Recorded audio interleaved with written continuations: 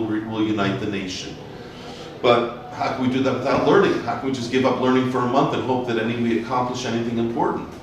It must be that we're being challenged to do something on our own. Of course, each person should try to review during the month off as much as he can what he's learned during this long winter's man, as we said.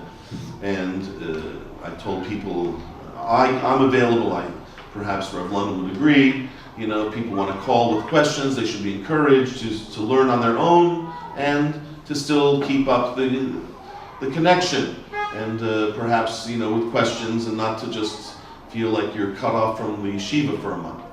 But on a certain level, we're challenged to find our own personal way to come to the Geula.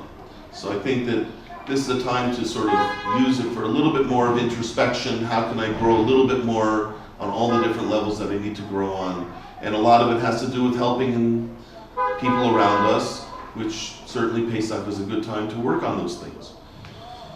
But we also have at this time an interesting, not only in the Chumash, we are starting a new Sefer, Vayikra, which is all about Karbanos, which is getting closer to Hashem. But it's also, like we say in English, a sacrifice. You have to sacrifice something to get closer to Hashem.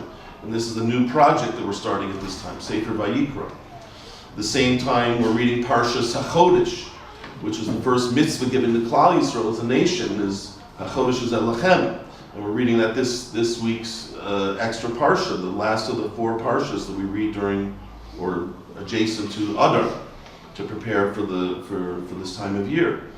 And this is the whole idea of starting something anew, celebrating every month. We celebrate the new month, and that's a symbol of the Jewish nation. The Jewish nation is like the moon that gets constantly renewed, and this is something we're being challenged to do, to start something new, to start something, a fresh start, even though it's not Rosh Hashanah in the sense of starting a new year, in the sense of Rosh Hashanah being a new judgment, but it is a new year. Even Rosh Chodesh Nisan is a type of a new year. And the reading of the Parshas HaChodesh reminds us how much as Jews that we seek out what's called hischadshus, renewal. And it comes, of course, at a time of the year when the whole world is being renewed as far as the animals and the nature in general is being renewed at this time. But the Jewish nation always seeks out renewal.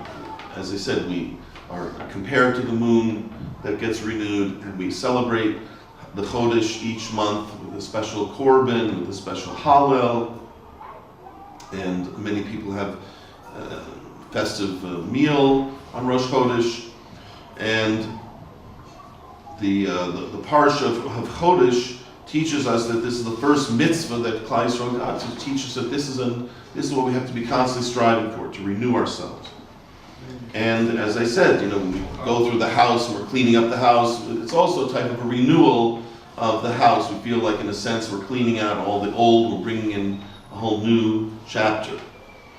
And of course, on the night of Pesach itself, there's a lot we can accomplish as far as starting something new, just like the Jewish nation was finally able to physically leave Egypt and go into the desert and prepare themselves with the last preparation of purity to receive the Torah. We also, on the night of Pesach, have that opportunity. According to the Sfarim, it's a very special time to daven to Hashem, even though we think of giving over the story of Mitzrayim as one of the most important things, and of course the mitzvahs of matzah and moror and so forth. But there's also the idea of renewal, which is that we have to ask Hashem to help us to reach new levels of avodas Hashem, of helping people, of being good people, of being pure people, of being able to receive the Torah properly, and all the different aspects. So I just want to speak, for a few more minutes on this subject, even though in a way it seems like we're always making an effort to renew ourselves. But the truth is, it's hard. It's one of the hardest things to do as a Jew, because everything we do is a repetition.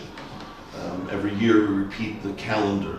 In fact, that's really what the word for year in Hebrew represents. The word shana is the idea of repetition, right? Shinun is repetition. Mishnah Torah is a repetition of the Torah. The letter Shin Nun, which really means to repeat something. So every year we have this repetition. Another year, seemingly, we do the same thing we did it last year. And a lot of people don't even prepare for, let's say, the Haggadah, which is very important to sit down and actually open the Haggadah and prepare for it. Many people say, I did it last year. I'll do what I did last year. They rest on their laurels. They feel that they can just continue because they did it last year. So it's a very hard thing to renew yourself. But again, one of the things we gain in yeshiva is realizing every day in yeshiva we learn a new thing. We learn new things. We open up the Gemara, and even if it's a Gemara we learned before, we review it. We see new things in the Gemara. This is what a Jew has to realize, that even if things seem like they're just a repetition, and very hard to motivate myself to try to look into it, even to, like, I believe every year a person should try to learn a new parish on the Haggadah, if it's possible.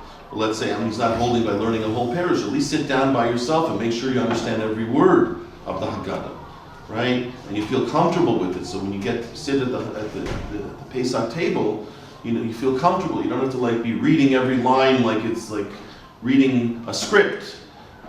It's like when a person is enacting a play. If he's reading a script, he doesn't look like a proper actor.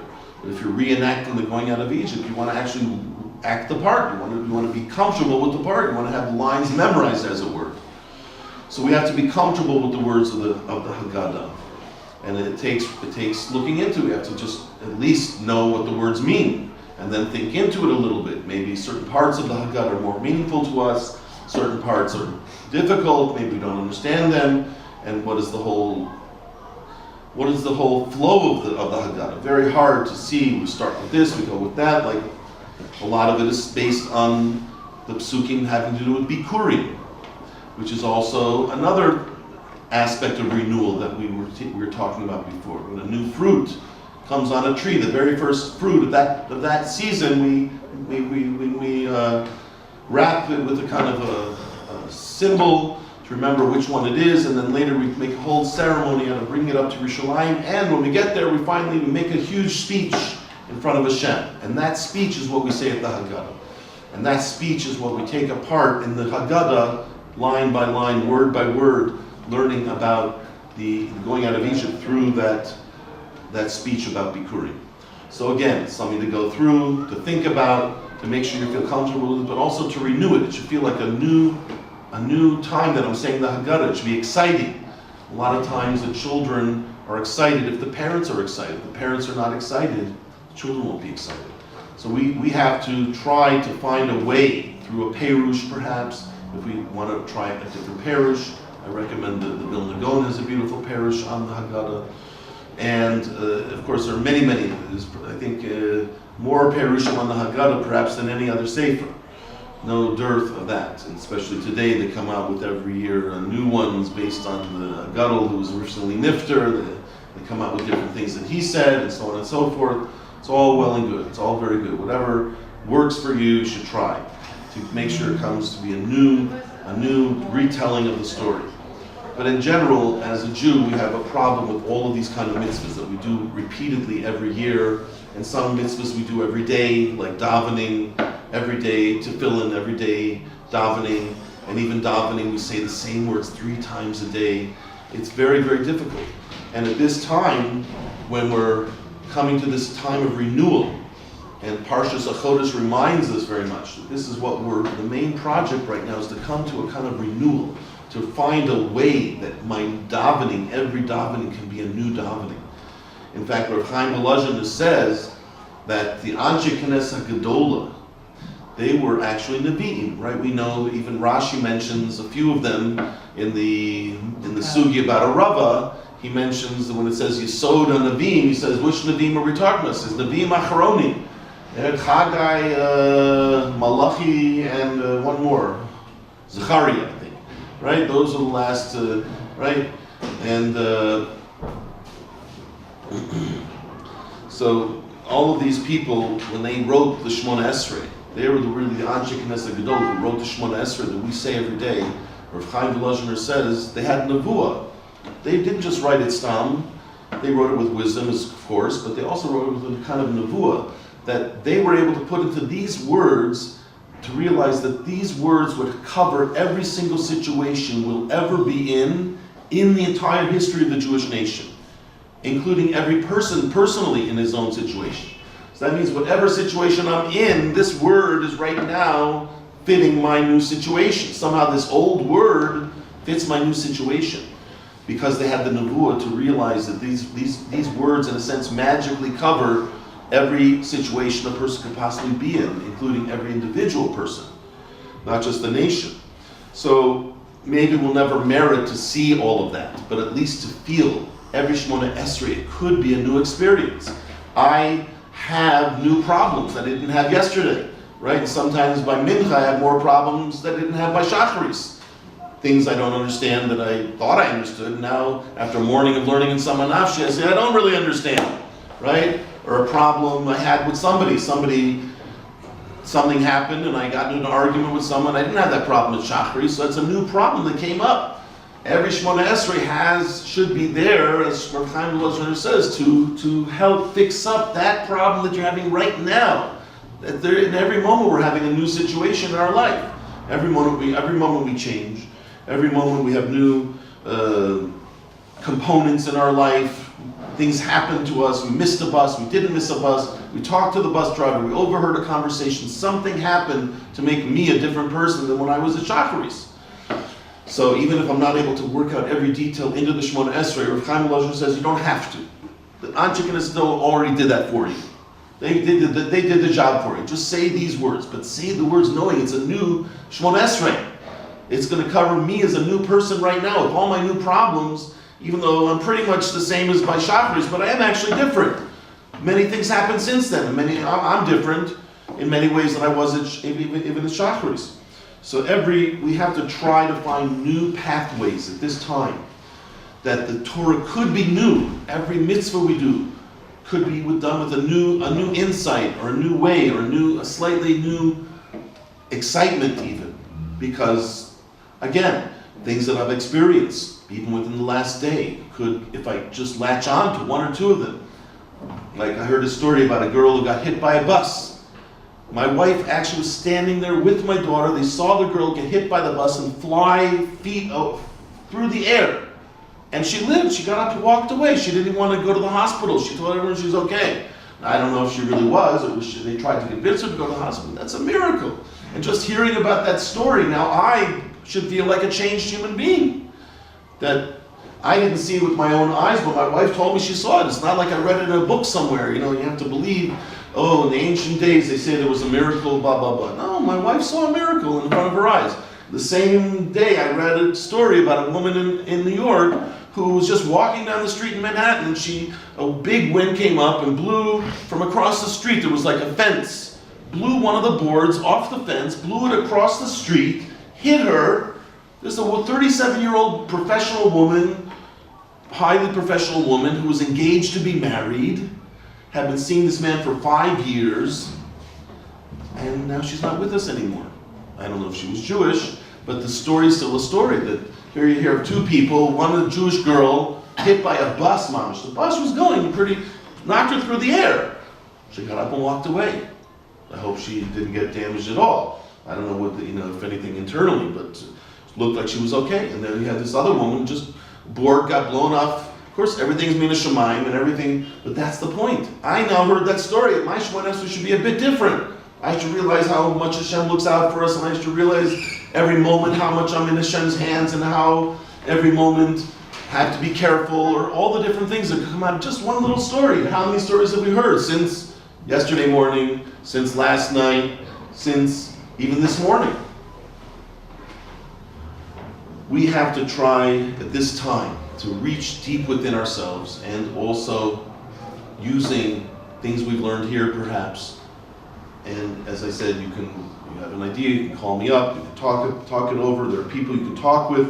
We're not only working on our own. To find new pathways, to find this newness every time we daven. It says every time we learn the Torah, it should be new in our eyes.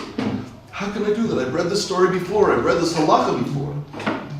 But maybe there's another perush, Or maybe I never thought about the word. We just had a word brought up in the Gemara, ba'abosim, a word that's in Hallel, right? Isruchad ba'abosim ad karnos hamizbeach. The Gemara tarshins it for a rava. The Gemara has different drushes. I see Rashi says abosim means ilanus.